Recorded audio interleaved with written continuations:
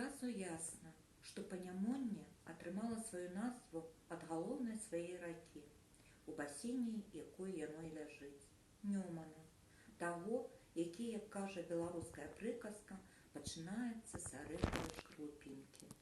Гэта дужа ціхая, дужа ласкавая зямля, мяккія сытыя ўзгоркі, купы магутных дубоў і ліп, прыгожыя вёскі, бясконцая, глухая налібоцкая пушча. Дубы па берагах, вялізныя, як зялёныя хмары, часта шматвекавыя.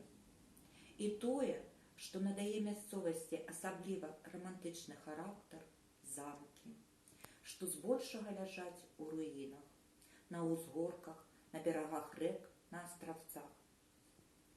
Яны дужа розныя, гэтыя старажытныя будовы.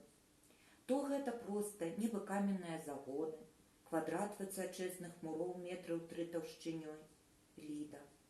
То як быццам нейкія пахаваныя пачвара высунула з зямлі сточаныя часам зубы вышынёй з велізарны дом, навагрудак крэвам.